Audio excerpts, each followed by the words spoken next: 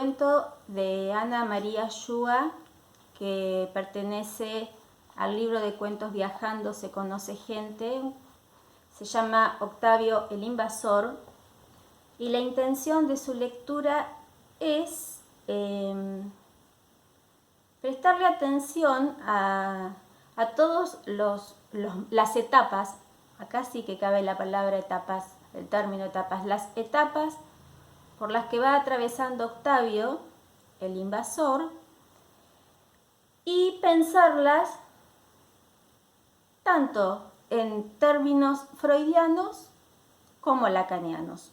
No para trabajar este cuento desde una perspectiva psicoanalítica, sino para que podamos prestar atención y darnos cuenta de qué modo Ana María Shua escribe este cuento, piensa en el argumento de este cuento, singularizando y utilizando en este caso muy puntualmente todo el concepto de Shklovsky en relación a desautomatizar, singularizar y volver al objeto que se describe como si fuese nuevo y se lo viera por primera vez.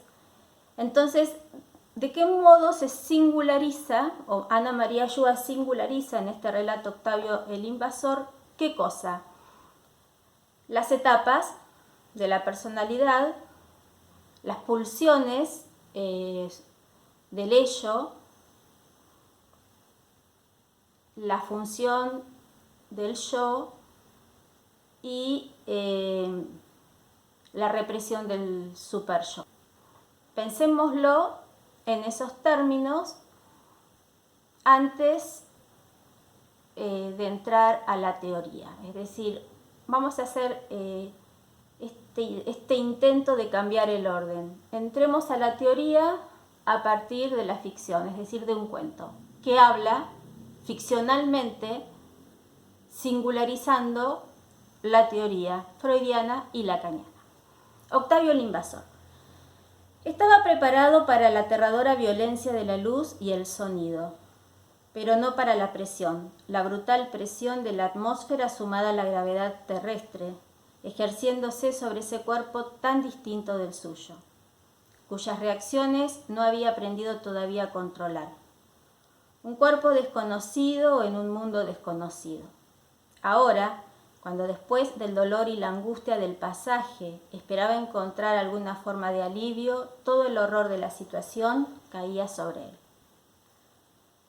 Solo las penosas sensaciones de la transmigración podían compararse a la experiencia que acababa de atravesar. Pero después de la transmigración había tenido unos meses de descanso, casi podría decirse de convalecencia, en una oscuridad cálida, a donde los sonidos y la luz llegaban muy amortiguados y el líquido en el que flotaba atenuaba la gravedad del planeta. Paréntesis, también pensemos en Kristeva, lo semiótico en Kristeva. Ahora en cambio sintió frío, sintió un malestar profundo, se sintió transportado de un lado al otro, sintió que su cuerpo necesitaba desesperadamente oxígeno, pero ¿cómo y dónde obtenerlo? Un alarido se escapó de su boca y supo que algo se expandía en su interior, un ingenioso mecanismo automático que le permitiría utilizar el oxígeno del aire para sobrevivir. «Varón», dijo la partera, dijo el obstetra. «Un varoncito sano y hermoso, señora, ¿cómo lo va a llamar?» «Octavio», contestó la mujer, agotada por el esfuerzo y colmada de esa pura felicidad física que solo puede proporcionar la brusca interrupción del dolor. Octavio descubrió, como un elemento más del horror en el que se encontraba inmerso, que era incapaz de organizar en percepción sus sensaciones. Con toda probabilidad debían estar sonando en ese momento voces humanos, pero no conseguía distinguir en la masa indiferenciada de sonido que lo asfixiaba. Otra vez se sintió transportado. Algo o alguien lo tocaba y movía partes de su cuerpo. La luz lo dañaba. De pronto lo alzaron por el aire para depositarlo sobre algo tibio y blando. Dejó de aullar. Desde el interior de ese lugar cálido provenía amortiguado el ritmo acompasado, tranquilizador, que había escuchado durante su convaleciente espera en los meses que siguieron a la transmigración. El terror disminuyó. Comenzó a sentirse inexplicablemente seguro, en paz. Allí estaba por fin formando parte de las avanzadas, en este nuevo intento de invasión que esta vez no fracasaría. Tenía el deber de sentirse orgulloso, pero el cansancio luchó contra el orgullo hasta vencerlo. Sobre el pecho de la hembra terrestre que creía ser su madre, se quedó por primera vez en este mundo profundamente dormido. Despertó un tiempo después. Imposible calcular cuánto. Se sentía más lúcido y comprendía que ninguna preparación previa hubiera sido suficiente para responder coherentemente a las brutales exigencias de ese cuerpo que habitaba y que solo ahora, a partir del nacimiento, se imponían con toda su crudeza. Era razonable que la transmigración no se hubiera intentado jamás en especímenes adultos. El brusco cambio de conducta, la repentina torpeza en el manejo de su cuerpo hubieran sido inmediatamente detectados por el enemigo. Octavio había aprendido, antes de partir, el idioma que se hablaba en esta zona de la tierra, o al menos sus principales rasgos, porque recién ahora se daba cuenta de la diferencia entre la adquisición de una lengua en abstracto y su integración con los hechos biológicos y culturales en los que esa lengua se ha constituido.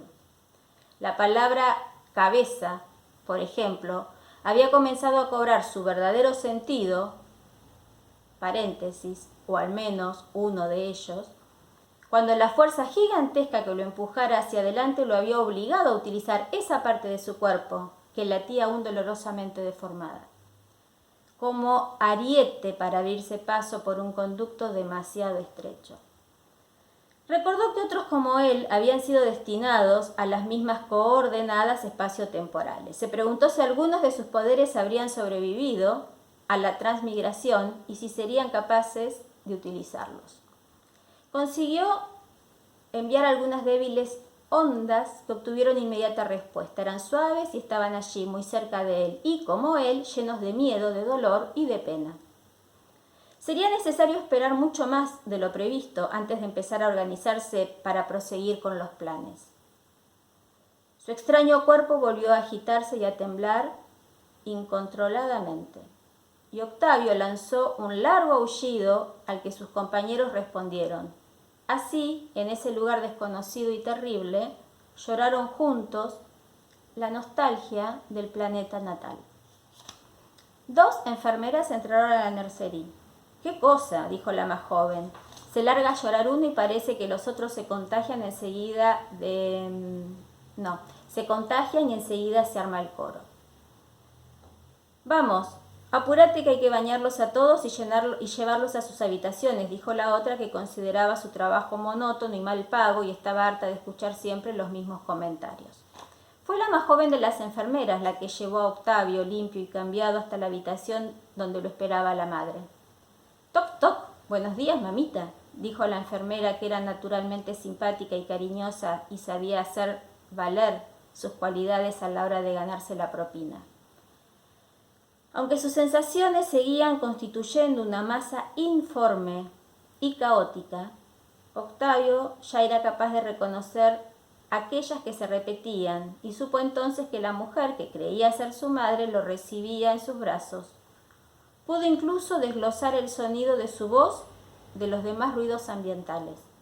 De acuerdo con sus instrucciones, Octavio debía conseguir que se lo alimentara artificialmente. Era preferible reducir a su mínima expresión el contacto físico con el enemigo. «Míralo al muy vagoneta, no quiere prenderse del pecho. Acordate que con Ale al principio pasó lo mismo, hay que tener paciencia. Avisa a la nursery que te lo dejan en la pieza. Si no, te lo llenan de suero glucosado y cuando lo traen ya no tiene hambre», dijo la abuela de Octavio. En el sanatorio no aprobaban la práctica del rooming, que consistía en permitir que los bebés permanecieran con sus madres en lugar de ser remitidos a la nursery después de cada mamada. Hubo un pequeño forcejeo con la jefa de Nerses hasta que se comprobó que existía la autorización expresa del pediatra. Octavio no estaba todavía en condiciones de enterarse de estos detalles y solo supo que lo mantenían ahora muy lejos de sus compañeros, de los que le llegaba a veces alguna remota vibración. Cuando la dolorosa sensación que provenía del interior de su cuerpo se hizo intolerable, Octavio comenzó a gritar otra vez. Fue alzado en el aire y llevado hasta ese lugar cálido y mullido de que, a pesar de sus instrucciones, odiaba separarse. Y cuando algo le acarició la mejilla, no pudo evitar que su cabeza girara y sus labios se entreabrieran. Desesperado, frenéticamente, buscó alivio en la sensación quemante que le desgarraba las entrañas. Buscó alivio para la sensación quemante que le desgarraba las entrañas. Antes de darse cuenta de lo que hacía, Octavio estaba succionando con avidez el pezón de su madre. Odiándose a sí mismo, comprendió que toda su voluntad no lograría desprenderlo de la fuente de alivio, el cuerpo mismo de un ser humano. Las palabras dulce y tibio, que en relación con los órganos que en su mundo organizaban la experiencia, le habían parecido términos simbólicos, se llenaban ahora de significado concreto. Tratando de persuadirse de que esa pequeña concesión en nada afectaría su misión, Octavio volvió a quedarse dormido. Unos días después, Octavio había logrado, mediante una penosa ejercitación, permanecer despierto algunas horas. Ya podía levantar la cabeza y enfocar durante algunos segundos la mirada, aunque los movimientos de sus apéndices eran todavía totalmente incoordinados. Mamaba regularmente cada 3 horas. Reconocía las voces humanas y distinguía las palabras, aunque estaba lejos de haber aprehendido suficientes elementos de la cultura en la que estaba inmerso como para llegar a una comprensión cabal.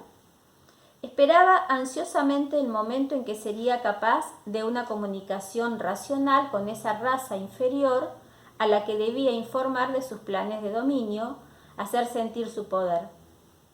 Fue entonces cuando recibió el primer ataque. Lo esperaba. Ya había intentado comunicarse telepáticamente con él, sin obtener respuesta.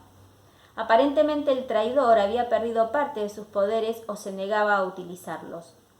Como una descarga eléctrica, había sentido el contacto con esa masa roja de odio en movimiento. Lo llamaban Ale y también Alejandro, chiquito, nene, tesoro.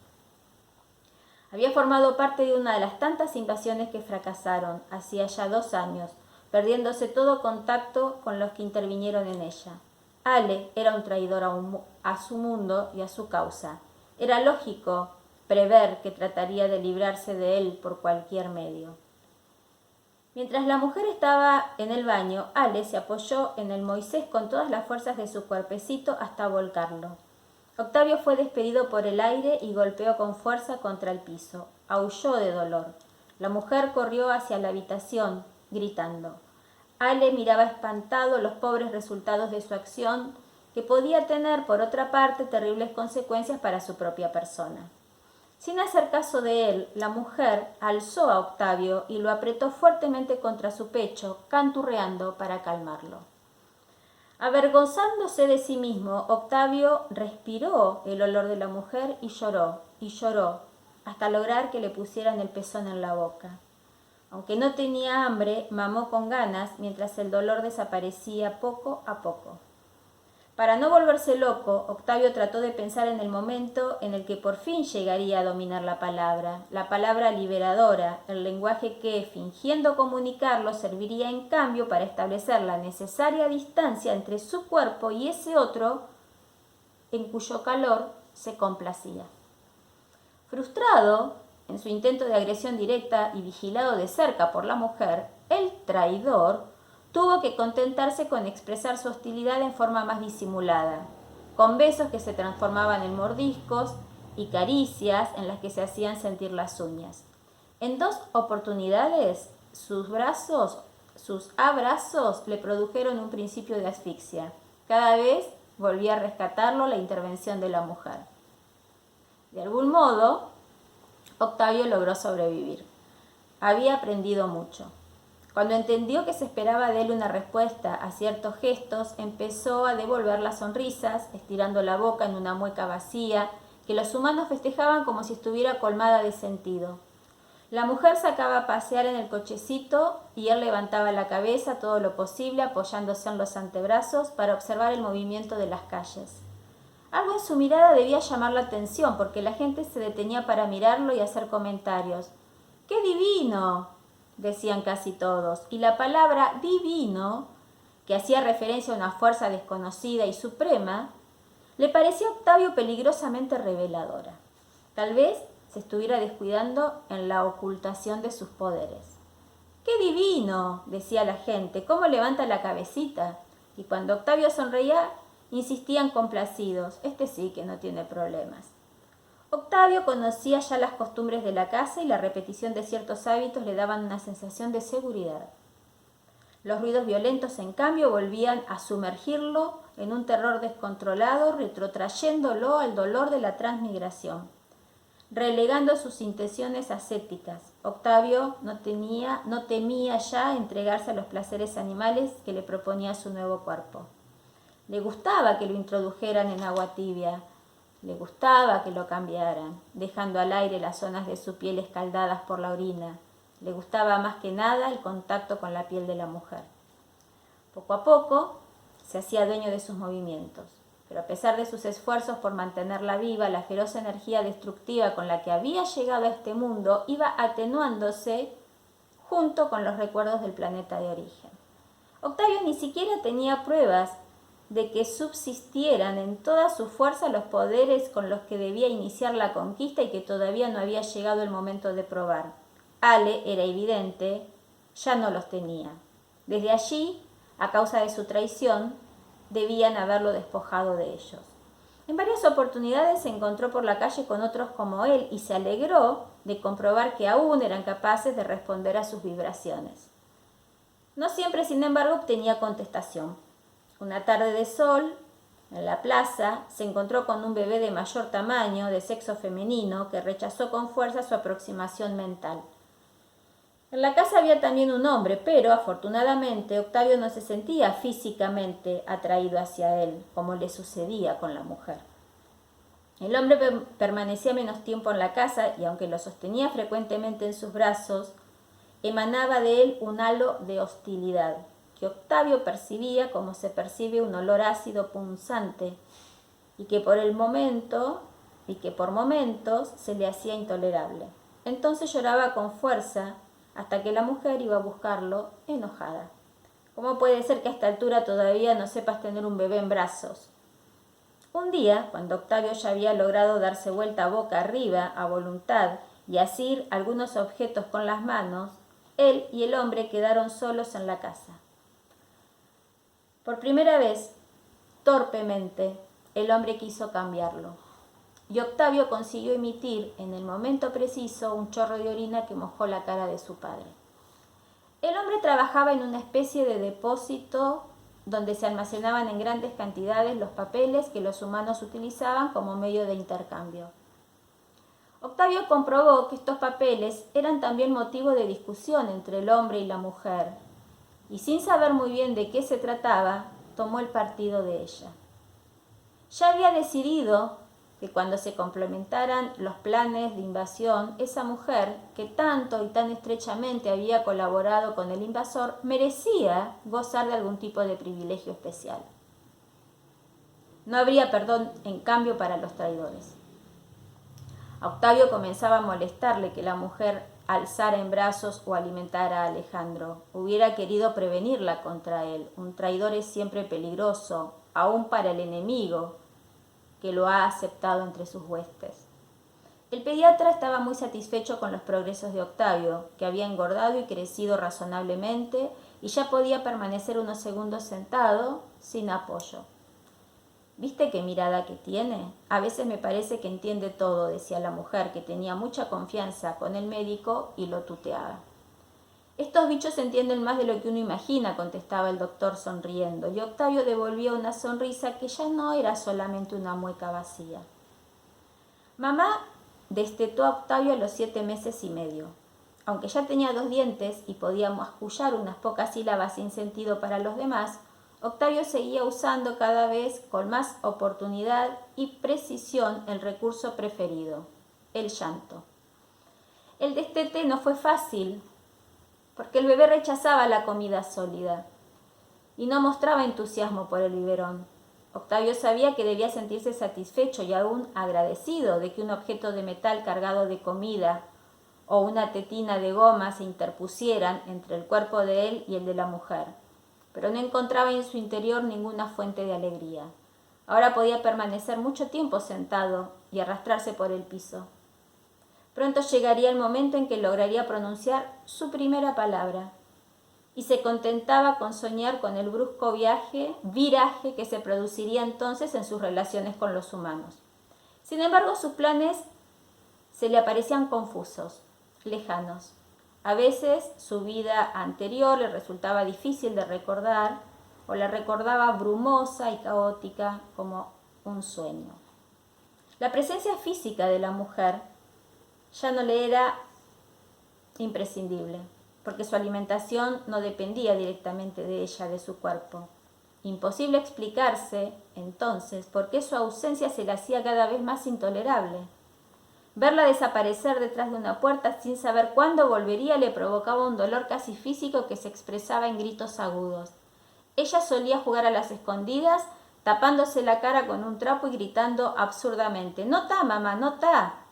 Se destapaba después y volvía a gritar: «Acá está, mamá». Octavio disimulaba con risas la angustia que le provocaba la desaparición de ese rostro que sabía, sin embargo, tan próximo. En forma inesperada, y al mismo tiempo que adquiría mayor dominio sobre su cuerpo, Octavio comenzó a padecer una secuela psíquica del gran viaje con mayúscula. Los rostros humanos desconocidos lo asustaban. Trató de racionalizar su terror diciéndose que cada nuevo humano que se acercaba a él podía ser un enemigo al tanto de sus planes. Ese temor a los desconocidos produjo un cambio en sus relaciones con su familia terrestre. Ya no sentía esa tranquilizadora mezcla de odio y desprecio por el traidor. Ale, a su vez, parecía percibir la diferencia y lo besaba o lo acariciaba algunas veces sin utilizar sus muestras de cariño para disimular un ataque. Octavio no quería confesarse hasta qué punto lo comprendía ahora, qué próximo se sentía a él. Cuando la mujer, que había empezado a trabajar fuera de la casa, salía por algunas horas dejándolos al cuidado de otra persona, Ale y Octavio se sentían extrañamente solidarios en su pena. Octavio llegó al extremo de aceptar con placer que el hombre lo tuviera en sus brazos, pronunciando extraños sonidos que no pertenecían a ningún idioma terrestre, como si buscara algún lenguaje que pudiera aproximarlos.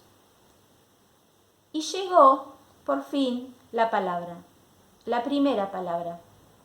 La utilizó con éxito para llamar a su lado a la madre, que estaba en ese momento fuera de la habitación. Octavio había dicho claramente «mamá». Ya era para entonces completamente humano. Una vez más, la milenaria, infinita invasión había fracasado. Voy a decir muy poquitas cosas y listo, y acá queda el cuento. Octavio el Invasor es un cuento que podemos entender como fantástico porque parte de una hipótesis o de una premisa que es que todos los seres humanos llegamos a este planeta con la intención de invadirlo, de invadir la tierra, invadir a los terrícolas, con un fin de, como toda guerra, de colonización, de conquista. Es decir, somos infiltrados, somos espías. Para eso, Ana María Schubert recurre a una gran metáfora que tiene que ver con el modo de humanizarnos que tenemos las personas y que va para llegar a esa humanización, a esa culturización, a esa incorporación al mundo social y cultural, debemos atravesar diferentes periodos o etapas. La primera es la intrauterina, que ella denomina en esta ficción la transmigración, ese periodo de adaptación entre el otro mundo, que es el no terrestre, el no terrícola, y este, que es el humano, el terrícola. Ese vientre humano, en donde se irá adaptando como modo de transición a lo que luego lo espera, estaría muy en correlación con lo que Julia Kristeva llama el periodo o una instancia absolutamente semiótica. Acordémonos que esa instancia semiótica, o tengamos en cuenta que ese periodo semiótico culmina con el acceso a lo simbólico. El acceso a lo simbólico va a estar dado a través del lenguaje. El lenguaje es esa instancia, ese corte tético que separa, que dice Lacan y luego retomará Kristeva, al sujeto de sus objetos. Es decir, ese momento en donde el humano accede al orden de lo simbólico y dejará atrás, por decirlo de alguna manera, lo semiótico, lo pulsional, lo que pertenece al orden de lo instintivo, lo que Freud podrá llamar el ello. Todo ese periodo intrauterino e inclusive un periodo que persiste o se continúa luego del nacimiento, tendrá su fin precisamente cuando diga la primera palabra, que bueno, tanto en el relato de Yua como en muchos casos de nuestras vidas reales es mamá, es decir, nombrar ese objeto, diría Lacan, ese objeto de deseo pequeña a, la madre, ese cuerpo de satisfacción de la pulsión, el calor, la leche, la tibieza, aun cuando no se lo necesita como fuente de nutrición, sigue siendo ese objeto de completud, ese objeto que viene a saciar la necesidad. Por eso para Lacan, ese objeto pequeña a, ese pequeño otro, el otro que es la madre y no el padre, ese otro que es la madre va a ser el objeto pulsional de deseo con carácter metonímico, porque según Lacan, y luego retomará Kristeva en su teoría, el deseo no logra satisfacerse porque implicaría volver a ese estado de plenitud y de satisfacción en donde se fue uno con ese cuerpo materno que logró satisfacer la necesidad y la pulsión. Bien. Elegí este cuento en esta oportunidad porque me parece, primero, un cuento muy hermoso, un lindo cuento, y cómo desde lo fantástico, en realidad, de lo que nos está hablando es del psicoanálisis, de las etapas de la evolución, y también podemos leerlo o acercarnos a él desde Freud, desde Lacan y también desde Kristeva, utilizando las nociones de yo, superyo, ello, de pulsión, de satisfacción, de objeto pequeña a, de la división entre lo simbólico y lo semiótico anterior, de lo preedípico y de lo edípico, es decir, una serie de conceptos que vamos a ver en esta unidad y que me parece, y por eso lo he elegido, este cuento nos ayuda a poder visualizar imaginariamente, porque todo relato tiene un argumento ficcional que nos ayuda a eso, a despertar en imágenes los conceptos teóricos que a veces pueden resultarnos más complejos a la hora de asimilarlos. Bueno, espero que hayan disfrutado de este cuento.